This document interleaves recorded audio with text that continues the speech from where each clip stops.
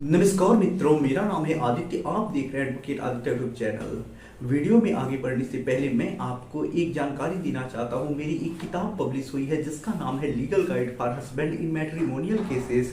अब देखिए, जैसा इस किताब का नाम ही है legal guide for husband in matrimonial cases, इस किताब का वैसा उद्देश्य भी है। यदि आप किसी मैट्रिमोनियल केस से परेशान हैं, जैसे 498 A, divorce case, maintenance case, DV act या कोई भी मैट्रिमोनियल मुकदमा लड़ रही हैं, तो ये किताब आप लोगों के लिए बहुत ज़्यादा यूजफुल होने वाली है। यदि आपकी पत्नी ने आपके ऊपर झूठा 498 ए मेंटेनेंस केस, डीवी एक्ट लगा दिया है, तो इस किताब का अध्ययन करके आप अपने केस में जानकारी जुटा सकते हैं, अपना पक्ष मजबूत कर सकते हैं, समय बचा सकते हैं, पैसे बचा सकते हैं।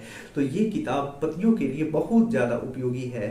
यदि आप इस किताब को बाई करना चाहते हैं तो इस किताब का मूल्य 500 रुपये है, प्लस 100 रुपये कोरियर चार्ज है, तो 600 रुपये टोटल किताब का मूल्य है। बाई करने के लिए मेरे व्हाट्सएप नंबर पे आप मैसेज कर सकते हैं। तो चलिए अब अपने वीडियो पर आते हैं और जो जानकारी देने के लिए मैं वीडियो बना रहा हूं उस पर चर्चा करते हैं। तो देखिए, आज की इस वीडियो के माध्यम से जो आपको मैं जानकारी देने वाला हूं, बहुत ज़्यादा महत्वपूर्ण जानकारी देने वाला हूं। इस मामले में जो पत्नी होती है, पति के ऊपर काफ़ी फर्जी केस दर्ज कराती है और पति को परेशान करने के लिए, पैसे ऐंठने के लिए ही मुकदमा दर्ज कराती है। हाई कोर्ट इस चीज़ को समझ जाता है और मामले को क्वेश करता है। तो ये जो जजमेंट है वो पतियों का काफ़ी हौसला बढ़ाने वाला है और जानकारी भी देने वाला है। तो चलिए इस जजमेंट के बारे में डिटेल में समझते हैं। तो चलिए वीडियो को शुरू करते हैं। तो देखिए, आज के जिस जजमेंट के बारे में मैं आपको बताने वाला हूं, वो जो जजमेंट है वो भारतीय दंड संहिता की धारा 498 ए के झूठे केस को क्वेशिंग से संबंधित जजमेंट है। ये जो जजमेंट आया है वो झारखंड हाई कोर्ट के द्वारा आया है और ये जो जजमेंट है वो Ajay Kumar versus state of Jharkhand के केस में आया है। अब देखिए, इस मामले में होता कुछ ऐसा है कि देखिए, शादी हो जाती है, शादी के बाद कुछ दिनों तक पति पत्नी साथ रहते हैं, उसके बाद दोनों में अनबन हो जाती है और किसी बात को लेके पत्नी अपने मायके चली जाती है और वहां पे जाके वो पति के साथ रहने से मना कर देती है। पत्नी साफ इनकार कर देती है कि मैं अब तुम्हारे साथ नहीं रहूंगी, मुझे अब किसी और से शादी करनी है, उसी के साथ मैं रहूंगी। पत्नी स्पष्ट रूप से अपने घर वालों से, पति के घर वालों से, पति से बोल देती है कि मुझे अब तुम्हारे साथ नहीं रहना है, मैं तुम्हारे साथ नहीं रहूंगी। पति डाइवोर्स का भी प्रयास करता है लेकिन पत्नी नहीं मानती है और साफ मना कर देती है कि मैं ना डाइवोर्स दूंगी ना तुम्हारे साथ रहूंगी, तुमको जो करना है करो।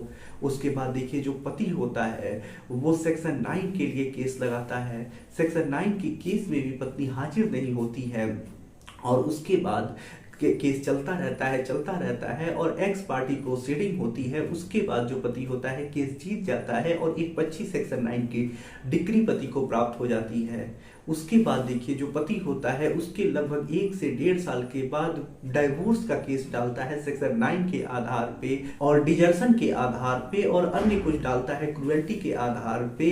तो ऐसे में जो पति होता है जब केस डाल देता है, उसके बाद पत्नी को नोटिस जाता है तो वहां भी वो नहीं आती है और ये भी केस चलता जाता है और एक दिन एक्स पार्टी प्रोसीडिंग होती है और पति के पक्ष में एक पक्षी डिग्री भी आ जाती है, कोर्ट डाइवोर्स डिसाइड कर देता है।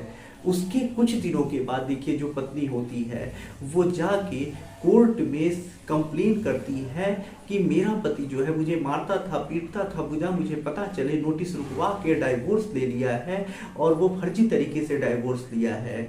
और ऐसे में लगभग 4 से 5 साल के बाद जो पत्नी होती है ये कंप्लेन दर्ज कराती है। उसमें साफ झूठी बातें लिखवाती है कि मुझे मार पीट के भगा दिया था, बार बार बोलता था लेने आऊंगा, लेने नहीं आ रहा था और उसके बाद पता नहीं कब डाइवोर्स करा लिया है और ऐसे में डाइवोर्स हो गया है और अब मैं उनके साथ रहना भी चाहती हूँ, रख भी नहीं रहा है और मार पीट के भगा दिया है, दहेज मांगा जाता था। इस प्रकार के बहुत सारे आरोप लगाती है।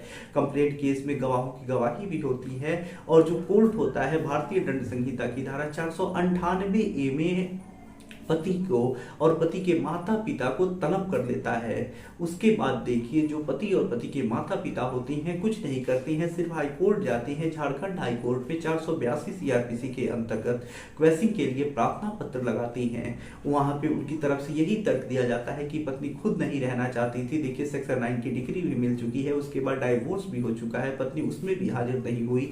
लगभग डाइवोर्स की डिग्री मिले भी 6-7 महीना हो गया। अब पत्नी केस दर्ज करा रही है और इतना लेट से दर्ज करा रही है। और पत्नी जो केस दर्ज करा भी रही है उसमें उसका साफी कहना है कि मुझे 10 लाख रुपए दोगे तभी अब मैं तुमको छुटकारा दूंगी, अन्यथा तुमको ऐसे ही परेशान करती रहूंगी। तो ये जो केस हुआ है सिर्फ पैसे ऐंठने के लिए किया गया है, बाकी अन्य कोई उद्देश्य नहीं है। यदि पत्नी के साथ ऐसी कोई घटना घटित हुई थी तो उसने पहले ही क्यों नहीं केस दर्ज कराया, डाइवोर्स केस में क्यों नहीं उसने विरोध किया, सेक्शन 9 में क्यों नहीं उसने विरोध किया। अब उसे पैसों की किसी बात के लिए जरूरत है तो उसने अपनी पैसों की जरूरत पूर्ण करने के लिए हमारे ऊपर ये फर्जी केस दर्ज कराया है ताकि वो हमसे पैसे निकलवा सके। ये सारे तर्क जब कोर्ट सुनता है, कोर्ट खुद देखता है, सही चीजें पाता है पति पक्ष की तरफ से, और ऐसे में हाई कोर्ट मामले को क्वैश कर देता है। तो ये जो जजमेंट आया इसकी वजह से पति काफी आसानी से मामले से बच सका, जो पत्नी फंसाई थी उससे बच सका। तो ये एक पतियों का हौसला बढ़ाने वाला जजमेंट है। तो आशा कर रहा हूँ जानकारी आपको अच्छी लगी होगी।